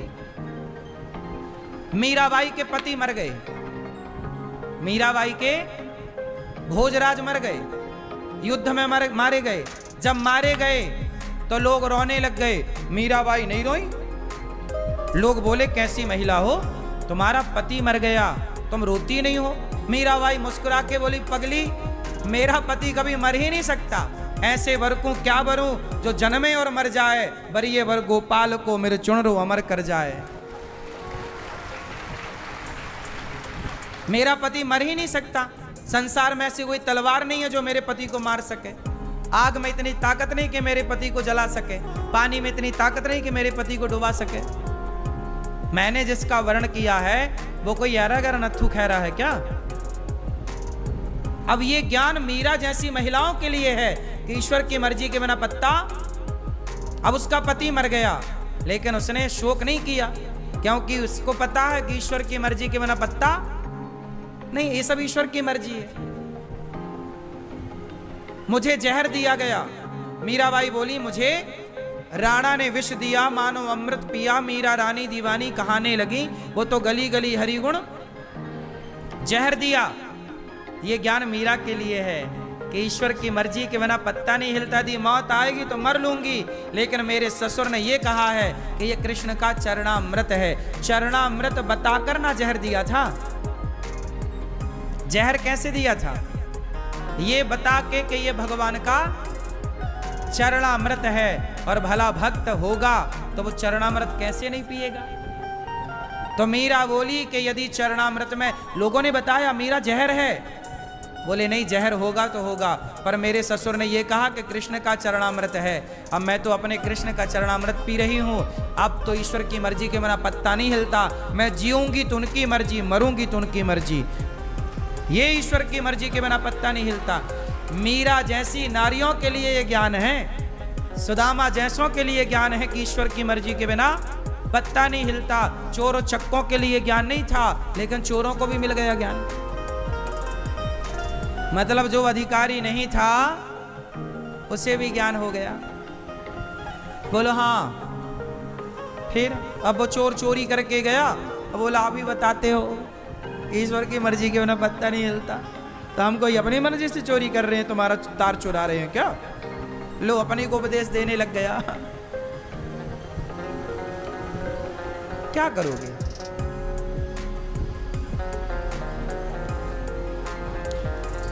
किससे लड़ें? फिर हम लोग मान लेते हैं कि ईश्वर की मर्जी के बिना पत्ता नहीं हिलता। ठीक है भैया, चलो हम तो अपना मान लेंगे और हमारी तो कोई दिक्कत नहीं है, पर तुम तो पाप के भागी बन जाओगे ना यदि गलत करोगे तो। ईश्वर की मर्जी के बिना पत्ता नहीं हिलता, ये बात 100% सही है। लेकिन शास्त्रों में यदि ये बात लिखी है कि ईश्वर की मर्जी के बिना पत्ता नहीं हिलता, तो शास्त्रों में ये भी लिखा है कि चोरी करना पाप है। शास्त्रों में ये भी तो लिखा है कि झूठ बोलना। फिर आपने एक बात तो मान ली कि पत्ता नहीं हिल रहा, तो आपने ये बात क्यों नहीं मानी कि चोरी करना पाप है, झूठ बोलना पाप है, बेईमानी करना पाप है, छल करना पाप है, कपट करना पाप है, पराई नारी को गलत दृष्टि से देखना पाप है। ये सब तो पढ़ो, फिर शास्त्रों का पूरा ज्ञान होगा, तब फिर बात बनेगी। अब तुम्हें ज्ञान पूरा है नहीं, बस एक बात पकड़ के क्या कर लोगे? इससे तुम्हारा पाप कट ना जाएगा। अवश्यमेव भोक्तव्यम, अवश्य भोगना पड़ेगा। बोलो हाँ कि ना? तो मेरी मां, इसलिए सुखदेव जी बोले, इंद्र आप इस कथा के अधिकारी नहीं है। सोचिए, भागवत सुनने के अधिकारी देवताओं के राजा भी नहीं है। जो भागवत देवताओं के राजा को दुर्लभ है, वो भागवत हम मनुष्यों के लिए सुलभ है। भागवत सुनने का अधिकारी कौन? जिसके मन में श्रद्धा है, भक्ति है, प्रेम है, वो भागवत सुने। जिसके भीतर श्रद्धा नहीं, भक्ति नहीं, प्रेम नहीं, वो भागवत सुनने का अधिकारी नहीं है। 7 दिन यहां से हम जो बात बताएंगे, जो ज्ञान देंगे, उस ज्ञान के सभी लोग थोड़ी अधिकारी हो जाएंगे। बोलो हाँ। आप में श्रद्धा है तो आप अधिकारी हैं। आप में भगवान से प्रेम है, प्रेम के अश्रु बहते हैं, तो आप इस ज्ञान के अधिकारी हैं। वरना ऐसे थोड़ी सब अधिकारी हो जाते हैं मेरी माँ सब ज्ञान के। क्यों? बात समझ में आई कि नहीं? चलो, देवताओं को नहीं सुनाई भागवत जी। देवताओं ने तराजू बांधी, भागवत जी का पलड़ा अब भारी था, तब इंद्र ने भागवत जी को प्रणाम किया। भागवत से भगवान प्रकट हो गए। जो भागवत सुनता है, मतलब आपको ईश्वर ने चुन लिया है। इसलिए यहाँ जितने पोथी पाठ कराने वाले भक्त आए, आपने भागवत नहीं सुनी, भगवान ने आपको चुना है इस काम के लिए कि चलो वृंदावन आओ और आप ये सुंदर आयोजन कराओ। आपने भागवत सुनी तो भगवान ने आपको चुना, आपने भागवत सुना तो भगवान ने आपको चुना। और सच बताएं तो जब भगवान ने आपको चुना, इसलिए आपने भागवत सुना। तब आपने चुना है ईश्वर ने, तब ना आप सुन रहे हैं। चुना नहीं होता, जितनों को चुना उनको यहाँ बिठा रखा है भगवान ने, धाम में बुला रखा है। आप वृंदावन कैसे आते हो? पैसे खर्च करके लोग आ जाएं तो सब आ जाएं। जब तक बुलावा बिहारी जी का, राधा रानी का नहीं जाता, तब तक इस धरती पे कोई आता नहीं है। बिहारी जी की महफिल को बिहारी जी सजाते हैं और वृंदावन वही आते हैं जिन्हें बिहारी जी बुलाते हैं। आपको बुलाए, आप चले आए। जो टीवी पर सुन रहे हैं, आप पर भी कृपा है कि आप भी नहीं आप आए तो कम से कम वृंदावन की बातें आप घर बैठे टीवी पर भागवत जी सुन रहे हैं। लेकिन आप भी सुन रहे हैं तो मुझे विश्वास है कि आपको भी भगवान देख रहे हैं, जल्दी बुलाएंगे, आओ। आते रहिएगा। प्रिय भक्तों, ये भागवत भक्ति महारानी एक बार उदास बैठी। नारद जी बोले, देवी कौन? नारद जी ना सारे तीर्थों में गए शांति पाने। भक्ति को उदास वृंदावन में देखा। कौन हो देवी? अहम भक्ति ऋतिख्याता मऊ में तनयऊ मतऊ। मैं भक्ति हूँ, मेरे बेटे का नाम ज्ञान है, मेरे बेटे का नाम ये वैराग्य है। नारद जी बोले, तुम कथम, ये रो क्यों रही हो? परेशान क्यों, उदास क्यों? कहा, महाराज मेरे बच्चे बड़े परेशान हैं। कलयुग आ गया ना, कलयुग में भक्ति महारानी तो फिर भी सही है। कलयुग में भक्ति थोड़ी सी है, पर ज्ञान वैराग्य बेचारे परेशान हैं। कलयुग में ज्ञान नहीं है। अभी हमने थोड़ी देर पहले चर्चा ज्ञान की कि सबसे बड़ा धन है ज्ञान। कलयुग में ज्ञान नहीं है, कलयुग में वैराग्य नहीं है। वैराग्य मीन्स त्याग। कलयुग में भक्ति है, आप लोग भक्ति करते हैं, लेकिन कलयुग में भक्ति के बेटे नहीं हैं, भक्ति के दो बेटे हैं, ज्ञान और भक्ति ज्ञान विराग आपतो विवेको वर्धते महान। ज्ञान वैराग्य बड़े परेशान हैं। आज ज्ञान की कमी है, लड़ाई झगड़ा क्यों है, तलाक क्यों हो रहे हैं, रिश्ते काहे टूट रहे हैं, क्योंकि ज्ञान की कमी है। क्यों जी, बात सही है? लोग गलत रास्ते पर क्यों चल रहे, शराब क्यों पी रहा है? हम तो नहीं पी रहे हैं शराब, आप तो नहीं पी रहे हैं शराब, कुछ लोग। क्यों? जिसे ज्ञान है वो शराब नहीं पिएगा, जिसे ज्ञान नहीं है शराब पिएगा। मांस क्यों खा रहा? मैं तो नहीं खाता, मुझे ज्ञान है कि किसी की हत्या करके अपना पेट भरना गलत है, मैं नहीं खाता मांस। जिसे ज्ञान नहीं है वो मांस खाता है। मुझे ज्ञान है कि पराई नारी को देखना पाप है, मैं उस ज्ञान पर चल रहा हूं। लेकिन आप में से बहुत लोग ऐसे होते हैं जो पराई नारियों को देखते हैं। अरे औरत जगह छोड़ो, लोग मंदिर भी जाते हैं तो मंदिर में भी जाके भगवान को कम देखते हैं, स्त्री पुरुषों को ज़्यादा देखते हैं। मंदिरों में भी लोग मौका पाते ही भीड़ भाड़ में स्त्रियों को हाथ लगाते रहते हैं, उनके अलग अलग स्थानों पर। हाँ या ना? धक्का मुक्की का फायदा उठा के भीड़ भाड़ का मौका देख करके लोग क्या स्त्रियों को परेशान नहीं करते रहते? खड़े कहाँ हैं मंदिर में, हाथ कहाँ लगा रहे हैं? किसी स्त्री की छाती पर तो कहीं गुप्त अंगों पर। क्यों? क्योंकि वो खड़े भगवान के आगे हैं मंदिर में, पर उन्हें पता नहीं है कि मंदिर में खड़े होने की मर्यादा क्या है, भगवान क्या है, विषयों पे कंट्रोल कैसे करना है, पराई नारी को किस दृष्टि से देखना। ये ज्ञान ना होने के कारण आज के लड़के लड़कियों को गलत तरीके से देखते हैं। बोलते चौराहे पे बैठ जाएंगे, कोई लड़की निकलेगी बोल देंगे कुछ भी। हर लड़की इस स्थान से गुजरती ना, आप जब लड़की हो गली से गुजरती हो तो लड़के कुछ भी बोलते हैं। ये लड़के कौन हैं? ज्ञानी होते, समझदार होते तो ऐसे शब्दों का प्रयोग क्यों करते? आज पूरा खेल क्यों बिगड़ा है? ज्ञान की कमी से। मैं तो किसी बहन बेटी को गलत तरीके से नहीं देखता, ना गलत तरीके से बोलता हूं। क्यों नहीं बोलता? मुझे ज्ञान है इस बात का कि पराई बहन बेटी को गलत देखा, रावण ने नाश हो गया, मैं देखूंगा तो मेरा नाश हो जाएगा। मैं क्यों नाश कराऊं अपना? क्यों? मैं रावण क्यों बनूं? मैं राम के रास्ते पर चलूं ना, कि राम ने भी तो सूप न खाई थी, बोल रही थी शादी कर लो, ऑफर दे रही थी, राम ने तो नहीं देखा उस नारी की तरफ। तो मैं राम के रास्ते पर चलूं, रावण के रास्ते पर क्यों चलूं? आज रावण के रास्ते पर चलने वाले लोग ज्यादा हैं, राम के रास्ते पर चलने वाले लोग कम हैं। राम के रास्ते पर चलने वाले हो जाएं, अरे तो व्यवस्था बन ना जाए, फिर कोई लड़की परेशान क्यों हो? फिर किसी लड़की का भला राम जैसी विचारधारा होगी तो लड़कियों के बलात्कार क्यों होंगे? बलात्कार तो तब होते हैं ना जब विचारधारा रावण जैसी है।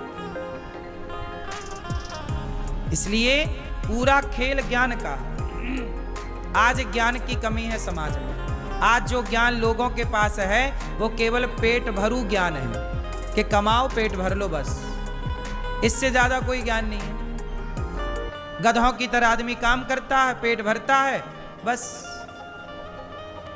उसे कोई मतलब नहीं कि धर्म क्या है, अधर्म क्या है, क्या बोलें क्या ना बोलें, क्या देखें क्या ना देखें, क्या खाएं क्या ना खाएं, कहाँ जाएं कहाँ ना जाएं। धर्म का विचार नहीं। कलयुग है, मनमाना आचरण है, किसको समझाओ, कितना समझाओ?